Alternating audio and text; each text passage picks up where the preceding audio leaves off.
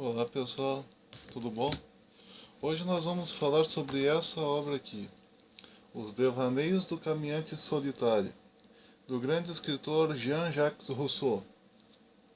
Nós já falamos aqui, em determinado momento, sobre uma obra do Jean-Jacques Rousseau, que era do contrato social. Nós temos inclusive nesse canal aqui um vídeo em que eu explico algumas coisas acerca do contrato social, escrito por Jean-Jacques Rousseau. Hoje então nós vamos falar sobre essa obra aqui, Os Devaneios do Caminhante Solitário, do Jean-Jacques Rousseau. Como o próprio nome já diz, Os Devaneios do Caminhante Solitário, o caminhante solitário aqui dessa obra é o próprio Jean-Jacques Rousseau. Jean-Jacques Rousseau, ele foi muito criticado pelas ideias dele, apresentada na obra dele, a Confissões, e dentre outras obras também dele, em que ele foi bastante criticado. E em decorrência disso, as pessoas que tanto apreciavam, tanto amavam, ele chegou a receber o título de cidadão de Genebra, o título honorífico de cidadão de Genebra. Ele mais tarde até teve que abrir mão, renunciar o título de cidadão de Genebra. Tamanha foi a pressão que a sociedade teve. A sociedade não gostou das ideias dele. Não gostou das ideias dele, não gostou da forma como ele se posicionava em relação a determinados assuntos. E, inclusive, a casa em que ele vivia foi apedrejada em determinado momento, O Jean-Jacques Rousseau ele teve uma vida bem difícil, na verdade. Ele e o Voltaire foram contemporâneos. E o Voltaire não gostava dele. Sim, o grande filósofo Voltaire, não gostava dele. Nós já falamos aqui de um textinho de Voltaire, nesse canal também, em que ele fala sobre, tratado sobre a tolerância, em que ele fala sobre a importância da tolerância religiosa. Mas ele mesmo, Voltaire, ele foi intolerante com relação às ideias do Jean-Jacques Rousseau. E ele não gostava do Jean-Jacques Rousseau. Os dois não se davam muito. O Voltaire e o Jean-Jacques Rousseau não se davam muito. O Jean-Jacques Rousseau ele morava na França. Aí depois, em decorrência de todo esse tumulto que ocorreu na França por causa dele, ele teve que sair, foi para a Alemanha. Depois ele teve também que morar na Inglaterra durante um tempo. Né? Teve que morar na Inglaterra durante um tempo. E ele foi abrigado por Hume, o escritor inglês Hume, o filósofo inglês Hume. Só que houve uma desavença entre ele e Hume também, e aí ele de novo teve que voltar para a França. Então ele foi uma pessoa bastante dificilzinha. É nessa obra aqui que o grande escritor Voltaire, ele vai dizer que é a sociedade que de alguma maneira leva os homens a se tornarem mal. Todo homem nasce bom, segundo Voltaire. A natureza humana em si ela é boa.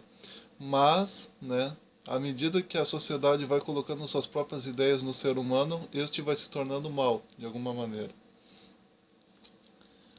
Falando acerca dessa vida, de homem solitário, porque todos os amigos dele o abandonaram, Voltaire, Jean-Jacques Rousseau, ele diz para nós o seguinte: tudo terminou para mim sobre a terra. Não podem mais me fazer nem bem nem mal. Não me resta mais nada a esperar nem a temer neste mundo. E aqui estou tranquilo, no fundo do abismo, pobre mortal desventurado, mas impassível como o próprio Deus. Tudo que me é externo de agora em diante me é estranho. Não tenho mais neste mundo nem próximo, nem semelhantes, nem irmãos. Estou sobre a terra como num planeta estranho, onde tivesse caído daquele que habitava. Se reconheço à minha volta alguma coisa, são apenas objetos aflitivos e dilacerantes para o meu coração. E não posso colocar os olhos sobre o que me toca e rodeia, sem encontrar sempre algum desdém que me revolta ou dor que me aflige. Mas nessa inatividade do corpo, minha alma ainda está ativa. Ela ainda produz sentimentos, pensamentos e sua vida interna e moral parece ter aumentado com um fim de todo interesse terreno e temporal. Meu corpo não passa para mim de um empecilho, um obstáculo, e dele me desprendo antes do tempo tanto quanto possível. Depois, então, quer dizer, o Jean-Jacques Rousseau, em determinado momento, como ele foi, de alguma maneira, exilado da sociedade, ninguém mais queria falar com ele, as pessoas olhavam para ele com um olhar de repulsa, até cuspiam no rosto de Jean-Jacques Rousseau na rua, assim. Ele acabou se tornando uma pessoa solitária. Ele caminhava, nas ruas da França, sozinho, né, usando o chapéu dele, a casaca dele, enfim, caminhava sozinho, assim, ele não tinha mais amigos, ele não tinha mais ninguém com quem conversar, com quem interagir, exceto a esposa dele, né, e os criados da casa, apenas isso e nada mais. Então ele começou a notar, né, as reflexões que vinham na mente dele nessas caminhadas, porque nessas caminhadas, estando ele sozinho, né, fazendo longas caminhadas ao redor das ruas de Paris, por exemplo, o Jacques Rousseau ele ficava tinha os devaneios dele, ele ficava divagando, né? Ficava divagando, pensando sobre a vida, pensando sobre ser ou não ser, pensando sobre um monte de coisa. E ele começou a notar, né, aqueles devaneios que ele tinha, aquelas reflexões solitárias que ele tinha. E aí foi que ele escreveu esse livrinho aqui em forma de diário, digamos assim, em que ele anota as 10 caminhadas que ele teve e, consequentemente, os devaneios, né? As divagações que ele tinha nessas caminhadas. A imaginação dele se aflorava nessas caminhadas, né? E aí ele ia anotando aquilo que ele ia pensando, que ele ia refletindo. Na segunda caminhada, aquela primeira leitura que eu fiz foi da primeira caminhada. Na segunda caminhada ele diz assim, ó, tendo concebido, portanto, o projeto de descrever o estado habitual de minha alma, na mais estranha condição em que jamais possa se encontrar um mortal, não vi maneira mais simples e mais segura de realizar essa empresa do que manter um registro fiel de minhas caminhadas solitárias e dos devaneios que as preenchem quando deixam minha mente livre por inteiro e minhas ideias seguirem suas inclinações sem resistência e sem dificuldade. Essas horas de solidão e de meditação são as únicas do dia em que sou eu mesmo, por inteiro, e pertenço a mim sem distração, sem obstáculo, em que posso dizer de verdade que sou o que a natureza quis. O hábito de entrar em mim mesmo, por fim, me fez perder a sensação e quase a lembrança de meus males. Aprendi assim por minha própria experiência que a fonte da verdadeira felicidade está em nós, e que não depende dos homens tornar miserável aquele que sabe querer ser feliz. Há 4 ou 5 anos experimentava essas delícias internas que as almas afetivas e suaves encontram na contemplação. Eram prazeres que devia a meus perseguidores. Sem eles, nunca teria encontrado nem conhecido os tesouros que carregava em mim mesmo. Então aqui o Jean-Jacques Rousseau, né, ele vai falar para nós exatamente sobre essa questão, né, a importância da gente devagar. No fundo, a síntese dessa obra é isso: a importância do homem devagar, a importância do homem ter os seus devaneios, a importância da gente de vez em quando fazer de conta que o mundo que está ao nosso redor não existe e ficar se entregando à imaginação, a um determinado pensamento, sozinho, solitário, isolado. Então esse é uma obra fantástica se tu parar para analisar, porque no fundo essa ideia de estar em si mesmo é algo que a nossa sociedade nos impede muitas vezes. Tem um determinado momento em que o Jean-Jacques Rousseau ele é atacado, digamos assim, por um cão dinamarquês. O cachorro ele veio na direção do Jean-Jacques Rousseau porque o Jean-Jacques Rousseau, nesses momentos em que ele estava divagando, ele estava no meio da rua, né? E vinha uma charrete, né, uma charrete daquela época, e um cachorro dinamarquês, né, que ia à frente da charrete, ajudando a charrete, assim, afastando as pessoas, né, da frente da charrete e latindo. Quando o Jean-Jacques Rousseau viu, o cachorro já estava em cima dele. O cachorro derrubou o Jean-Jacques Rousseau e o Jean-Jacques Rousseau teve alguns ferimentos bem complicados para aquela época. Achavam que Rousseau tinha morrido por causa da queda resultante do cão dinamarquês gigante, né, que lhe atingiu. E levaram, e ele se acordou algum tempo depois, né? Se acordou ferido, estava num lugar totalmente diferente, estava numa casinha, né? Que o pessoal levou ele para dentro de uma casa para cuidar dele. Aí depois ele foi a pé, né? Ele chegou a cortar o lábio, inclusive, até uma certa extremidade e sangrava bastante, a ponto da mulher dele abrir um berro quando viu ele, né? E aí conseguiu ir para casa sozinho mesmo durante a noite, né? Então ele passou os seus bocados, digamos assim, né? Algumas pessoas, quando olham para esses grandes filósofos da época, acham que eles eram, sei lá, alienígenas, entendeu? Que não passavam por nenhum tipo de situação rotineira. Mas situações rotineiras também faziam parte da vida deles, assim como fazem parte das nossas vidas. É interessante que em determinado momento o Jean-Jacques Rousseau vai nos dizer que era nesses momentos em que ele ficava divagando, que ele ficava pensando, meio que em forma quase de delírio, que ele de fato se sentia livre das pressões sociais. Ele diz em determinado momento, né? Este seria o momento de enriquecer e ornamentar minha alma com bens que ela possa levar consigo, quando libertada desse corpo que a ofusca e cega, e vendo a verdade sem véus, perceberá a miséria de todos os conhecimentos de que nossos falsos sábios se orgulham tanto. Mas a paciência, a doçura, a resignação, a integridade, a justiça imparcial são bens que levamos conosco e com os quais podemos nos enriquecer sempre, sem temer que a própria morte diminua nosso valor. É a este único e útil estudo que consagro o restante de minha velhice. Ficarei feliz se, com os progressos sobre mim mesmo, aprender a sair da vida, não melhor, pois isso não é possível, porém mais virtuoso do que nela entrei. E isso foi a descrição da terceira caminhada de Jean-Jacques Rousseau, em que ele começou a refletir sobre a morte, né, sobre a questão da morte, e que ele declara que ele quer cultivar, né, na velhice dele exatamente a justiça imparcial, a doçura, a resignação, a integridade, como bens que a gente leva consigo mesmo depois de morto, né.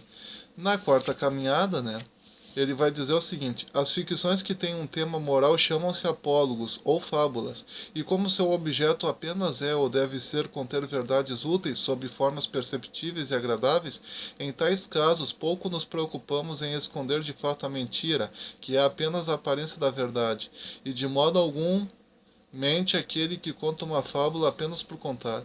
Existem outras ficções em tudo estéreis, como a maior parte dos contos e romances que, não contendo nenhum verdadeiro aprendizado, têm por objetivo apenas o divertimento. Essas, desprovidas de qualquer utilidade moral, só podem ser avaliadas pela intenção daquele que as inventa. Então ele vai falar que ele vai fazer uma espécie de crítica literária, né? Em determinado momento ele vai fazer então essa espécie de crítica literária para nós, né? Falando exatamente sobre que os romances, né, os textos que não acrescentam nada da vida da gente, são textos infrutíferos, né, infrutíferos. Romances, né, que tem como objetivo apenas a venda do livro, nada mais do que isso, em que tu chega na última página, tu já sabe exatamente o que o livro abordou, entendeu? Sem tu precisar ler. Jean-Jacques Rousseau vai se levantar fortemente contra esse tipo de livro. Quando ele vai falar sobre a questão da verdade e da mentira, ele vai estabelecer para nós que a verdade, ela só tem alguma utilidade, né? A verdade mesmo, a verdade, ela deve ser obedecida em todos os casos. O único momento em que é permitido que se conte a mentira é no texto literário. Tá?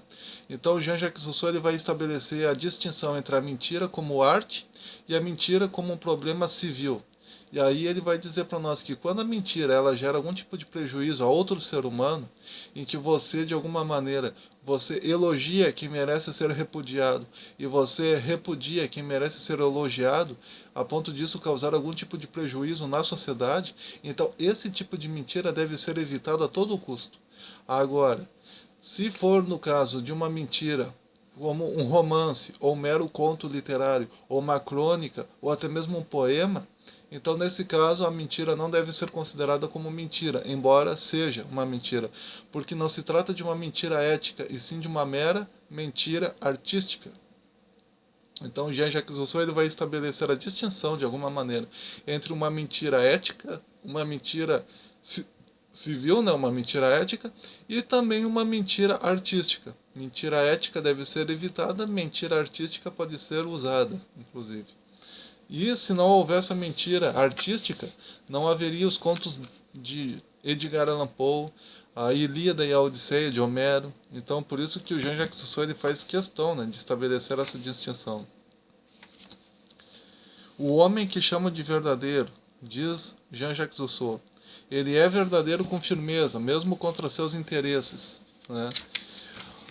Apesar de pouco poder orgulhar-se de sê-lo nas conversas inúteis. Ele é verdadeiro na medida em que não procura enganar ninguém. É tão fiel à verdade que o acusa quanto a que o honra e nunca engana para se beneficiar ou para prejudicar seu inimigo. A diferença que existe, portanto, entre meu homem verdadeiro e o homem verdadeiro da sociedade, que a sociedade considera como verdadeiro, é que este é rigorosamente fiel a toda verdade que nada lhe custe, mas não além dela. Já o meu homem verdadeiro nunca a serve com tanta fidelidade como quando precisa se sacrificar por ela.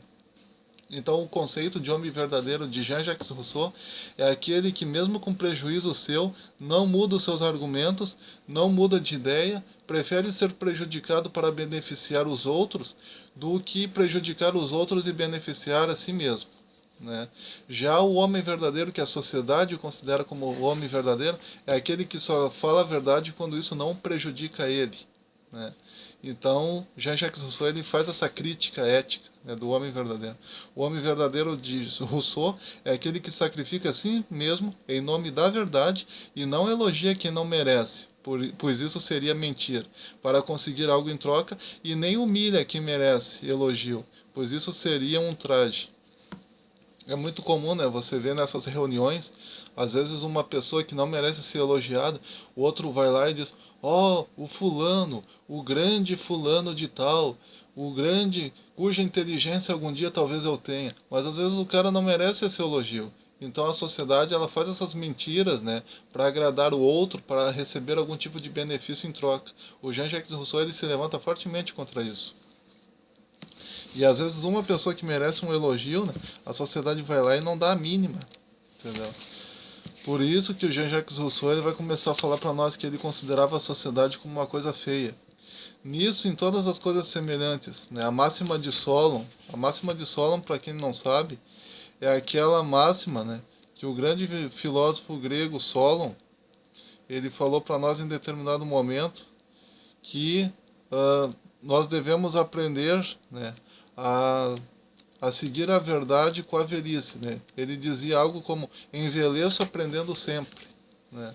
E aí o Jean-Jacques Rousseau vai dizer: nisso, em todas as coisas semelhantes à máxima de Solon, vale para todas as idades, e nunca é tarde demais para aprender, inclusive com seus inimigos, a ser sensato, sincero, modesto e a presumir menos de si mesmo.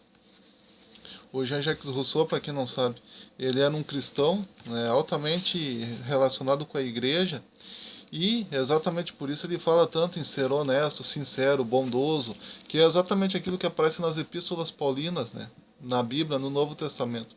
Em determinado momento, o Jean-Jacques Rousseau ele vai dizer sobre os momentos de reflexão, sobre os devaneios, sobre a gente ficar divagando. Ele diz que nos momentos em que ele ficava divagando, o presente durava para sempre, sem, no entanto, marcar sua duração e sem nenhum sinal de sucessão, sem nenhum outro sentimento de privação ou de deleite, de prazer ou de dor, de desejo ou temor que o de nossa existência, e em que apenas esse sentimento a preencha por inteiro. Enquanto esse estado durar, quem nele se encontra pode se chamar de feliz, não de uma felicidade imperfeita, pobre e relativa, como aquela encontrada nos prazeres da vida, mas uma felicidade suficiente, perfeita e plena, que não deixa na alma nenhum vazio que ela sinta a necessidade de preencher. Foi nesse estado que muitas vezes me encontrei na ilha de Saint-Pierre, durante meus devaneios solitários, seja deitado em meu barco, que deixava vagar sem rumo ao sabor das águas, seja sentado nas margens do lago agitado, seja em outro lugar à beira de um belo rio ou riacho murmurando sobre o cascalho. De que nos deleitamos em semelhante situação, de nada exterior a nós mesmos, de nada além de nós mesmos e de nossa própria existência. Enquanto esse estado dura, bastamos a nós mesmos como Deus. O sentimento da existência despojada de qualquer afeto é em si mesmo um sentimento precioso de contentamento e de paz, que bastaria em si para tornar essa existência cara e doce, a quem soubesse afastar de si todas as impressões sensuais e terrenas que vêm constantemente nos distrair dela e perturbar sua doçura no mundo.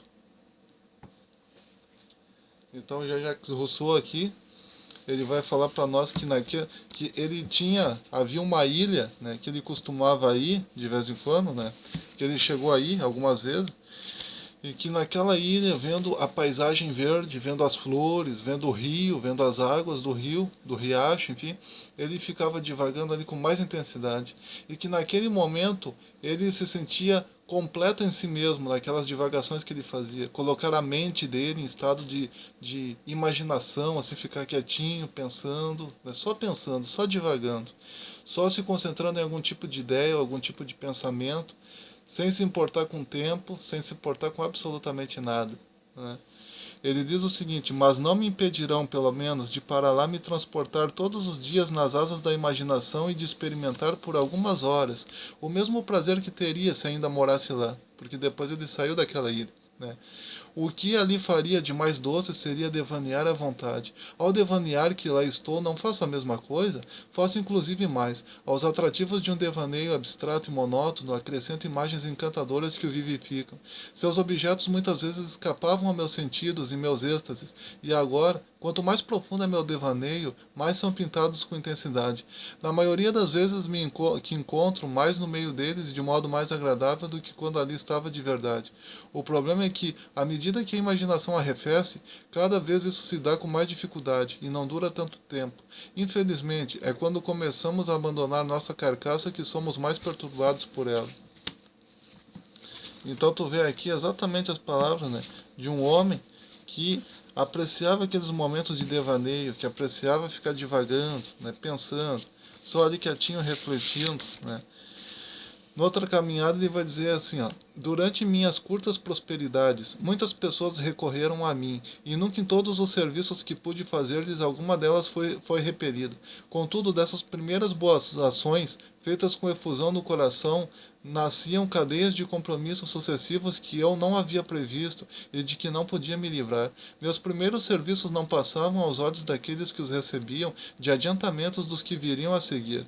Assim que algum desafortunado jogasse sobre mim os grilhões de uma dádiva recebida, eu ficaria preso dali por diante, e essa primeira boa ação livre e voluntária se tornaria um direito ilimitado de todos aqueles que poderiam vir a precisar dela no futuro, sem que a própria incapacidade bastasse para delas me isentar. Foi assim que deleites muito suaves se transformavam para mim, com o passar do tempo, em onerosas submissões.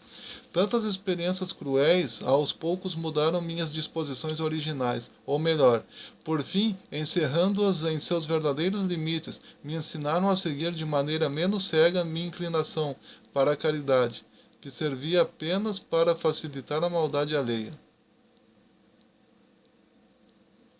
Então aqui Jean-Jacques Rousseau, né, ele vai falar para nós exatamente sobre isso,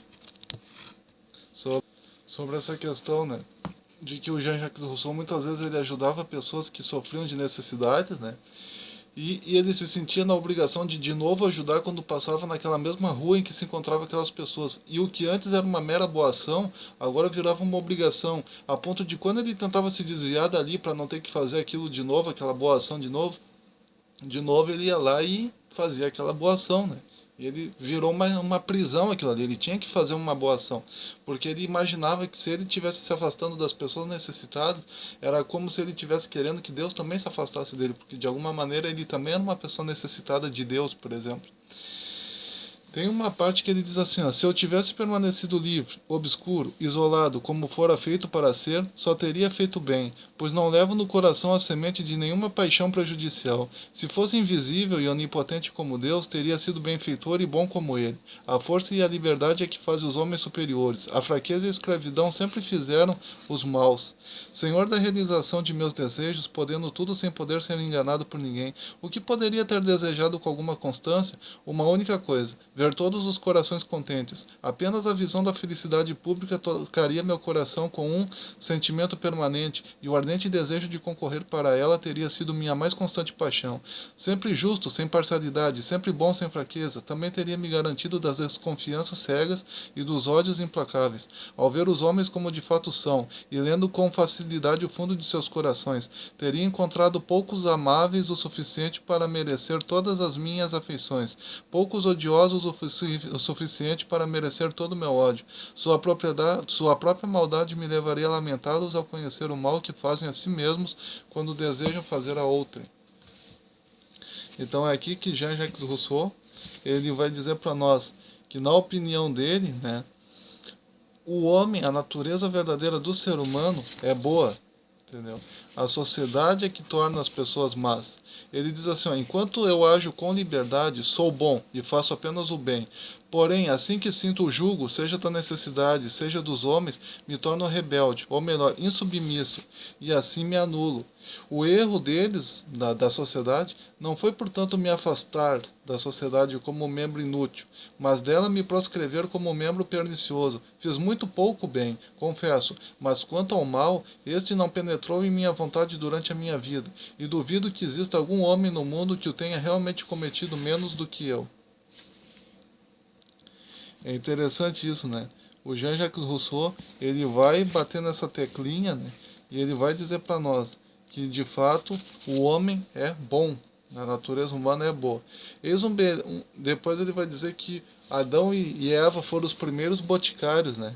Que a Terra teve. Os primeiros boticários da face da Terra foi Adão e Eva, porque lá eles tinham plantas de todos os tipos no Jardim do Éden. Né? Interessante isso. Depois ele vai dizer: nesse momento de reflexão eu comecei a me ver sozinho sobre a Terra e entendi que meus contemporâneos eram para comigo seres mecânicos, que agiam por impulso e cujas ações eu só podia calcular pelas leis do movimento. Qualquer intenção, qualquer paixão que tivesse suposto em suas almas jamais teria explicado sua conduta em relação a mim de uma maneira que pudesse compreendê-la. Foi assim que suas disposições interiores deixaram de significar alguma coisa para mim. Passei a ver neles não mais que massas amorfas diversas, desprovidas para comigo de qualquer moralidade.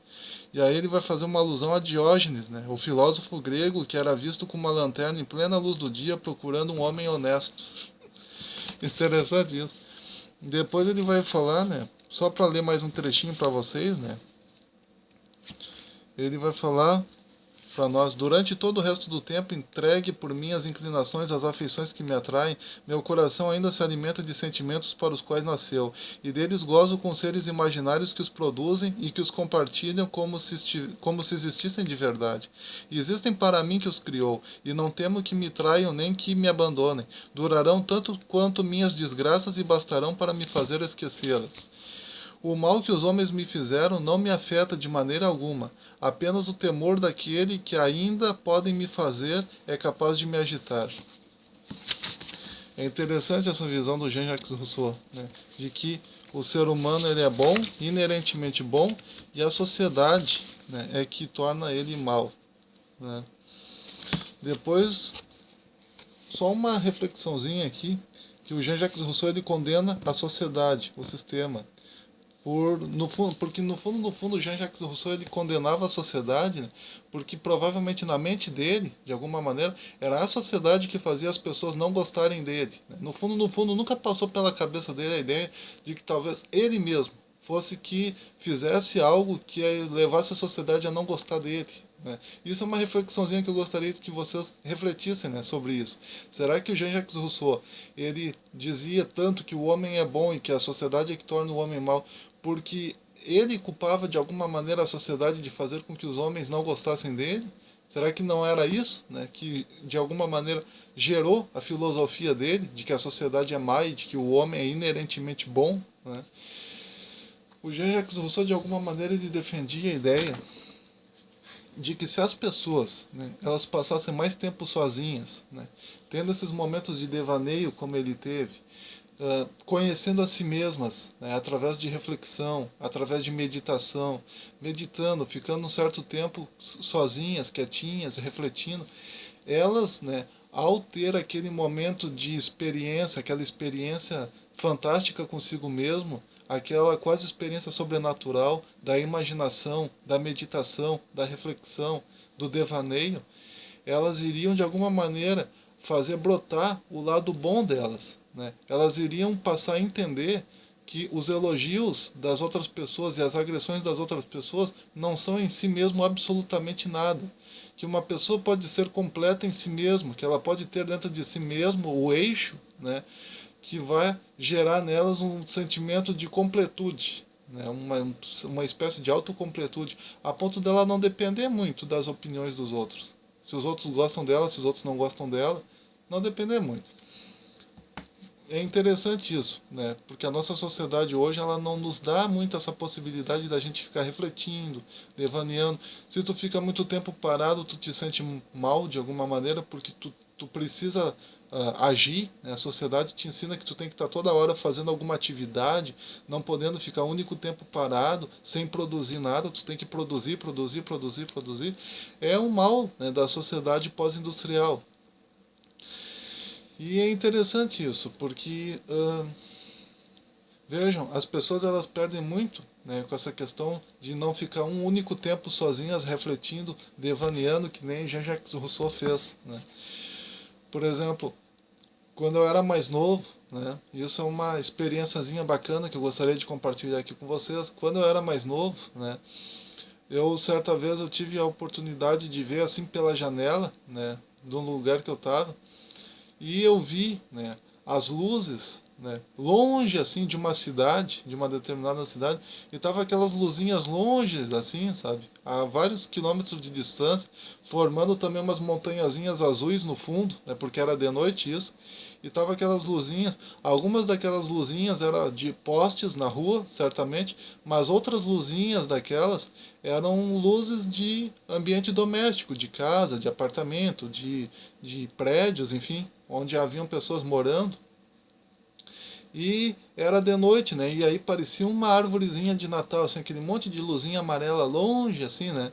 Que tu tinha que ficar observando, se confundia com as estrelas da noite, né? Se confundia com o brilho das estrelas, assim, aquele monte de pontinho no céu, se confundia com aquele monte de pontinho de luzes, né? Vindas daquela cidade de longe. E havia o mar ali também, né? E aí eu fiquei olhando pela janela assim, desliguei a luz, né?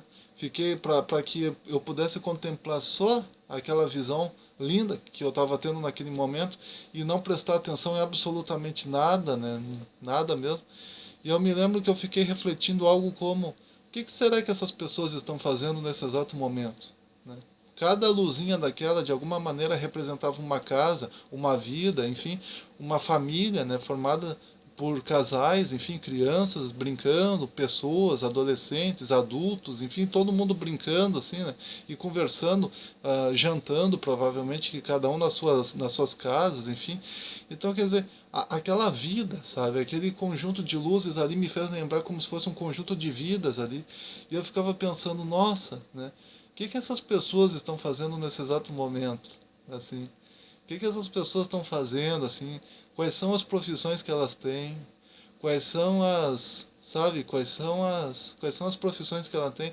Quais são as crenças religiosas delas? Quais são as expectativas que elas têm para o futuro?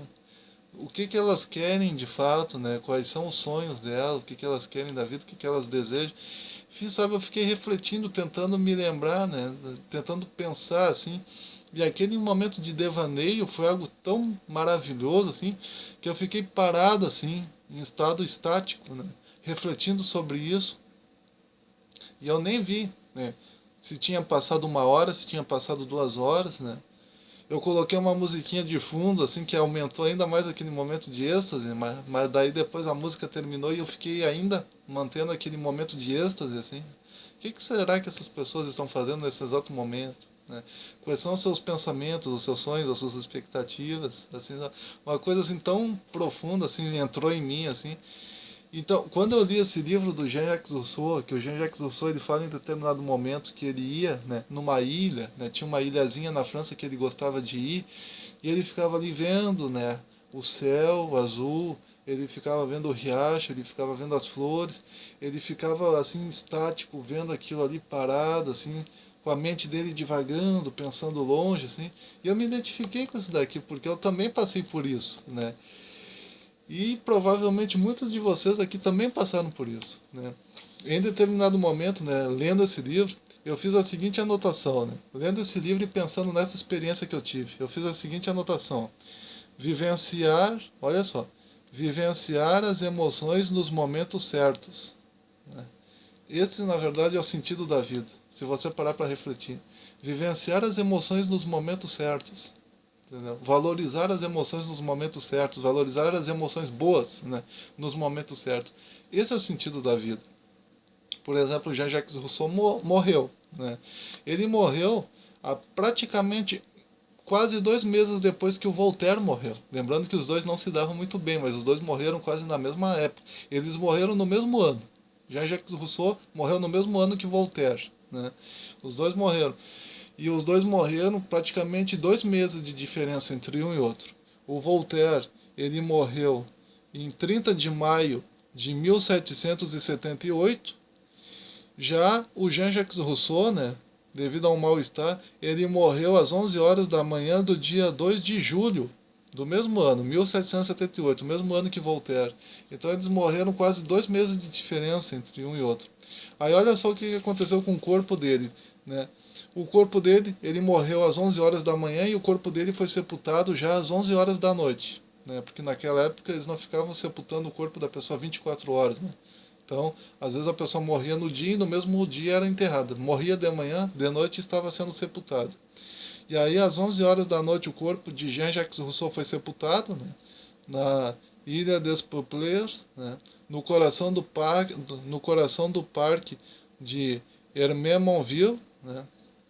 Mas, em compensação, né, vários anos depois, né, quase 20 anos depois, de 9 a 11 de outubro de 1794, houve a transferência das cinzas, né, de Jean-Jacques Rousseau do Hermé-Monville, né, onde ele estava sepultado, para o Panteão.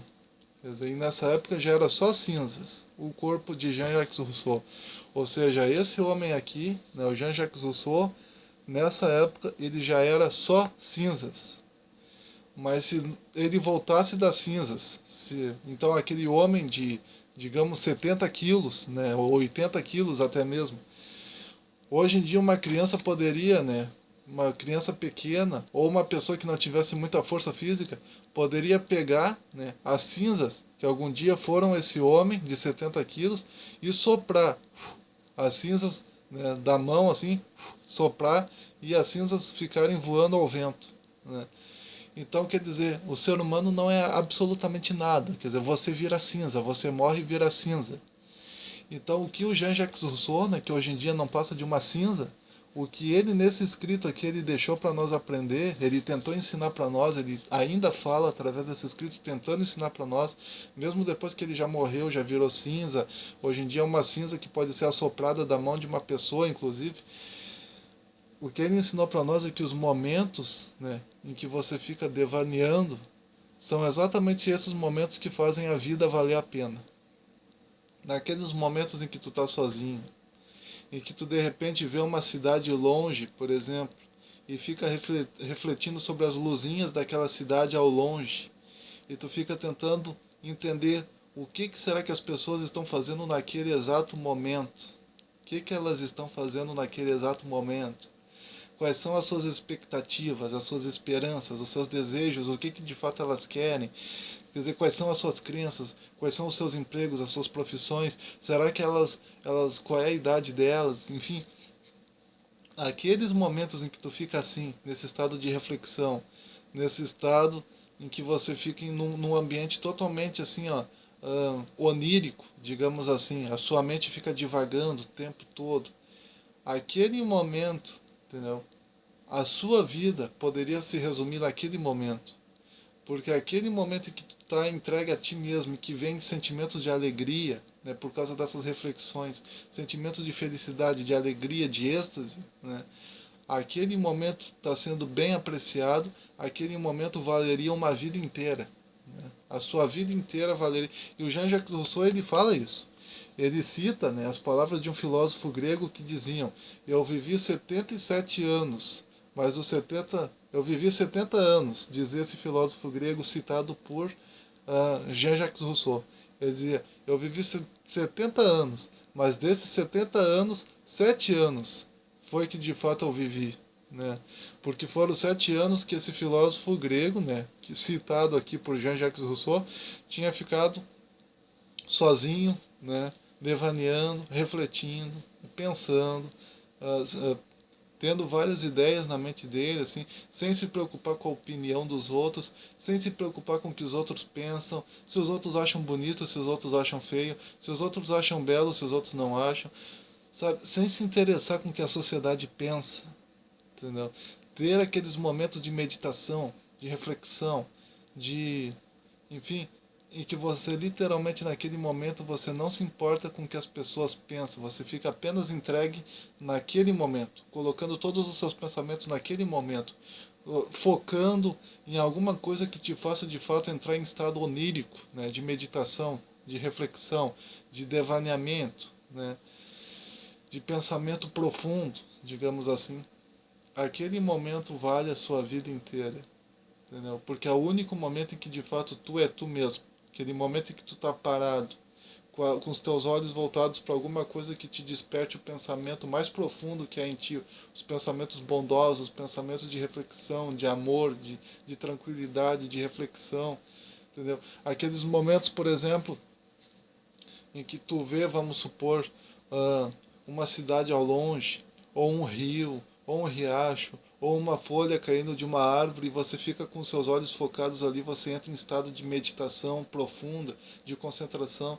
Aqueles pensamentos de alegria, de paz, de tranquilidade, em que você está totalmente inconsciente daqueles que estão ao teu redor e da sociedade que está ao teu redor e dos problemas que estão ao teu redor. Aquele momento é o momento que a tua vida poderia se resumir naquele momento. Entendeu?